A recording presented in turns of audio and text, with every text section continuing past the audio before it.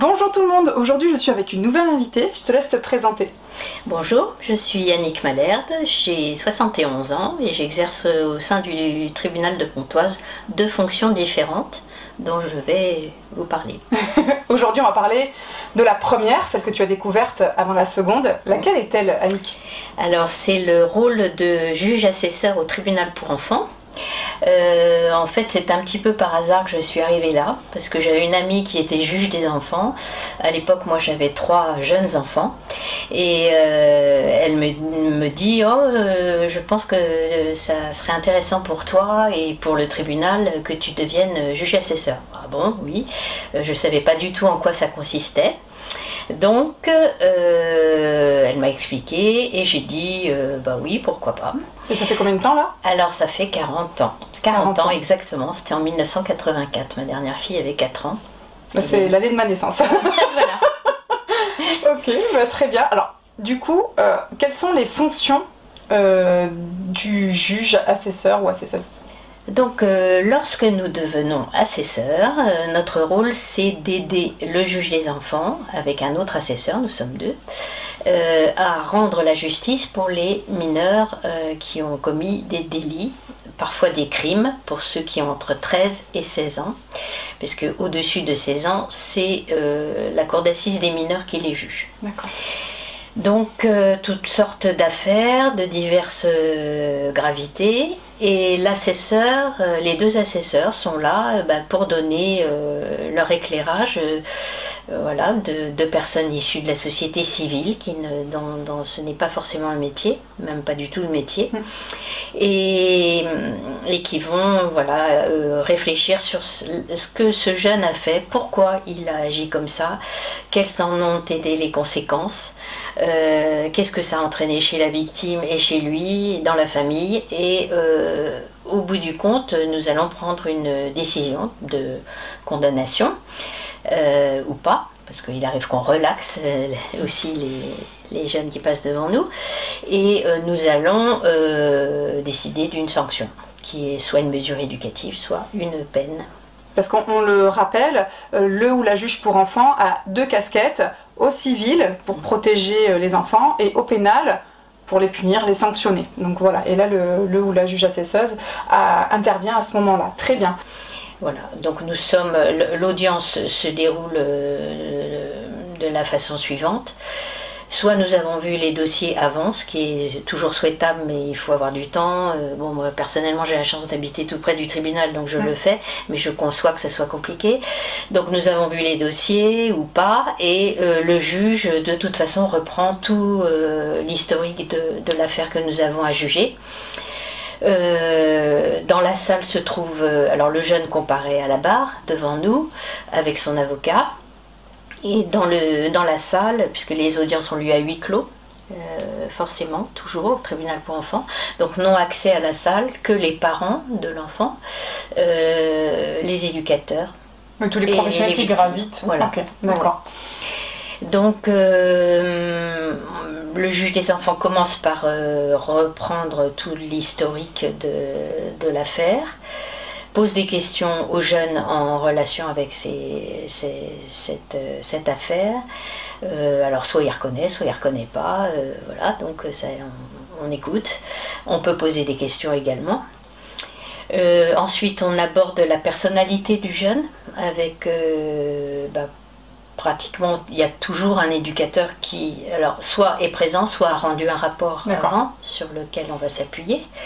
Et puis on entend les parents, on entend voilà, les parents qui, s'ils sont là, en principe, ils doivent être là puisque les enfants sont mineurs et que c'est les parents qui en sont responsables. Alors il arrive que nous jugions des jeunes qui sont devenus majeurs, qui ont parfois 19, 20 ans, et les parents ne sont pas là. Et lorsqu'on demande aux jeunes, tes parents ne sont pas là, vos parents ne sont pas là, non, je suis majeur. Oui, mais les faits se sont produits quand vous étiez mineur, donc ils devraient être là. Bon, ça c'est une parenthèse. Et donc ensuite on entend les parties civiles, s'il y a une partie civile présente. C'est relativement rare que les victimes soient présentes, ce qui est dommage, quelque part, parce que c'est important pour l'enfant d'entendre. C'est difficile aussi pour les victimes de se confronter à leur agresseur. Voilà. Donc souvent il y a un avocat qui les représente. Voilà. Ensuite le procureur prend ses réquisitions, donc va nous faire une proposition soit de mesures éducatives si les choses ne sont pas trop graves, soit de peine. Puis ensuite c'est l'avocat de la défense qui plaide pour le jeune a la parole en dernier, et ensuite nous nous retirons pour délibérer sur cette affaire ou sur plusieurs affaires si on les a enchaînées. D'accord. Voilà, et dans le cadre du délibéré, nous sommes amenés à décider de la sanction que nous allons donner à ce jeune. D'accord. Et alors, comment ça se passe au niveau des voix? Comment ça s'organise tout ça? Parce qu'il y a 3 personnes. Oui, il y a 3 personnes qui ont une voix qui a la même valeur. La même valeur, exactement. C'est-à-dire que si nous sommes 2 à penser la même chose et être mettons, je veux dire n'importe quoi, 6 mois de prison avec sursis, et que le juge dit 6 mois c'est trop, on mettrait plutôt 4, et c'est nous qui allons l'emporter. Nous allons décider de 6 mois. La majorité. La majorité. Qui fait quoi, mais la majorité voilà, sachant que c'est rarement conflictuel. Moi c'est vrai que ça fait très très longtemps que j'assure cette fonction.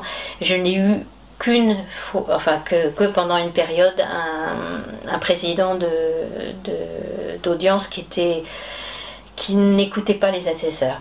D'accord. Mais voilà, je pense que c'était quelqu'un qui n'était pas fait pour être juge des enfants.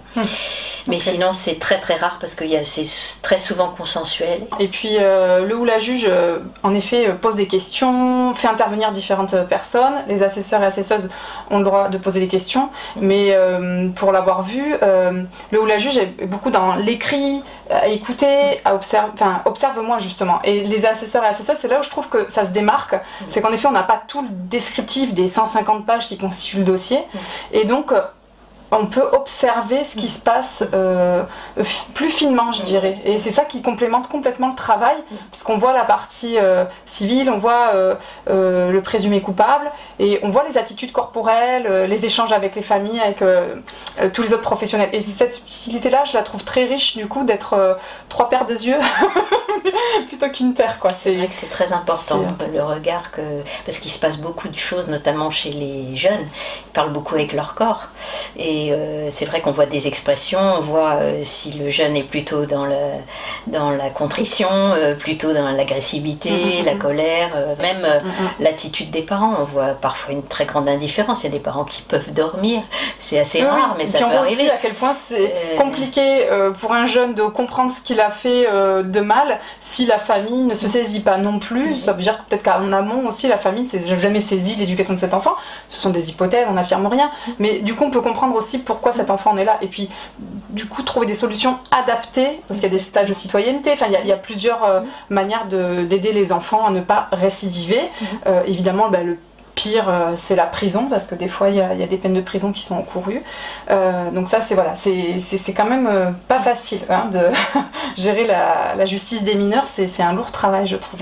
Alors là, on en parle beaucoup, puisque Monsieur Attal a fait des déclarations hier, et il faut savoir que il y a déjà eu une réforme très importante de la justice des mineurs qui s'appelle le code le CJPM, Code judiciaire de protection des mineurs. C'est pas le terme exact, je pense que je le mettrai. Oui.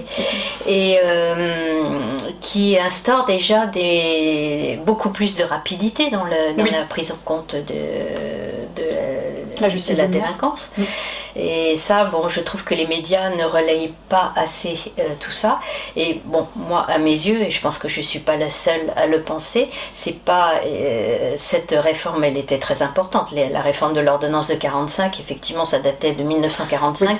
La jeunesse a évolué, mais aujourd'hui, c'est pas tellement changer les lois qu'il faut, c'est mettre des moyens à la justice. Les moyens, les finances, faire beaucoup de prévention, ça nous évitera de retrouver des gamins en prison. Exactement, et quand on voit qu'un service éducatif met parfois 1 an à mettre en œuvre une mesure qu'on a ordonnée, par manque de moyens, manque d'éducateurs, parce que les éducateurs sont des gens qu'on a du mal à trouver parce qu'ils gagnent pas bien leur vie et qu'il faut être costaud pour être éducateur. Oui, et puis il faut des formations régulières, parce que voilà, les formations d'avant ne sont plus adaptées. Moi je vois avec les miennes, en tant qu'éducatrice, je me dis mais waouh, il y a tellement de choses à travailler, inculquer aux enfants très très tôt, mais bon voilà, c'est une société qui demande des prises en compte, la prévention est importante, l'éducation des enfants, mais c'est pas la priorité de l'État, donc c'est pour ça qu'on retrouve aussi beaucoup de jeunes délinquants c'est ça. Et criminels. Les juges des enfants, enfin les jeunes magistrats aujourd'hui sont très très bien formés, très à l'écoute. Plus ouverts, ils connaissent mieux le développement de l'enfant, c'est autre chose je trouve. Il y a moins de résistance et ce côté domination, les enfants doivent écouter, on a compris qu'ils évoluent dans des cadres particuliers pour faire ce qu'ils font, donc il faut qu'on s'adapte et qu'on comprenne pour éviter justement la récidive. Et je pense que ils ont aujourd'hui une formation qui est vraiment super. Et j'observe aussi qu'il y a des références, c'est-à-dire que les juges suivent les mêmes jeunes au plus possible, parce que quand les jeunes déménagent et tout, c'est un peu compliqué, mais des fois il y a des exceptions, parce que du coup on garde le jeune même s'il a changé de secteur dans le département, pour justement qu'il y ait un suivi éducatif au niveau judiciaire par le ou la juge, et je trouve ça génial. Et oui, et de même au niveau des avocats, au départ, moi quand j'ai commencé à être assesseur, c'était n'importe quel avocat qui était désigné pour l'enfant. Et en fait après il y a eu un groupe mineur qui s'est créé au sein du barreau, et donc ce sont des avocats qui sont volontaires pour œuvrer pour les enfants, et donc qui ont leurs jeunes, c'est toujours le même qui va les défendre, parce que malheureusement il y en a quelques-uns qui ont qui font des bêtises. Alors on n'aime pas qu'ils disent qu'ils font des bêtises, parce que ce ne sont pas des bêtises, ce sont des délits.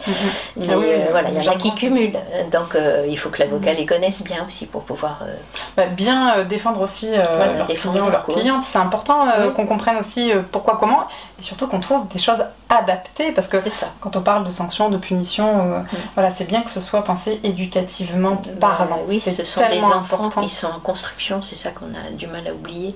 Malheureusement, trop souvent, on dit on leur laisse tout faire, ils sont pas punis. Si, ils sont punis, mais comme des enfants. Exactement, il faut que ce soit éducatif, il faut que les sanctions aient un sens. On voit bien que la prison n'aide pas les gens à aller mieux, encore moins les enfants. Le cerveau finit sa construction totale entre 25 et 30 ans, donc évidemment c'est pas à 13, 15 ans, 17 ans qu'on les privés de liberté, je pense que c'est comme si on enferme un lion. C'est une privation dans les besoins, donc c'est un effet pas constructif. On rappelle que la justice des mineurs est divisée par 2 comparée aux peines pour les adultes, donc il y a une vraie conscience aussi des magistrats de faire attention à tout ça. Oui, en fait des juristes qui sont très conscients de ça, donc c'est ce qu'on appelle la minoration de peine. Et puis on voit que les magistrats l'ont à cœur, ils font pas que appliquer la loi, ils font vraiment attention à ce que les enfants comprennent ce qui se passe. Il y a une vraie dimension éducative, je voudrais vraiment insister là-dessus, parce que ça fait plaisir à voir, parce qu'en effet il y a des domaines comme ça qui sont un peu pas suffisamment mis en lumière, et la justice des mineurs en France, alors peut-être que je vois que des bons magistrats autour de moi, mais j'en vois vraiment qui sont tellement bons, et puis ils font le choix d'aller vers le tribunal pour enfants, donc on sent aussi l'élan, la motivation. Exactement. Et pour l'instant, tous ceux que j'ai rencontrés étaient à la hauteur de mes attentes fantasmées. Je les ai toujours trouvés bienveillants et à l'écoute de ce qui pouvait se passer, donc ça fait plaisir. C'est vraiment, moi j'admire beaucoup.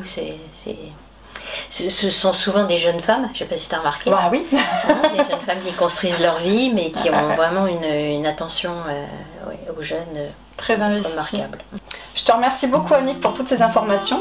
Merci à vous de nous avoir écoutés. On vous dit à bientôt. Au revoir.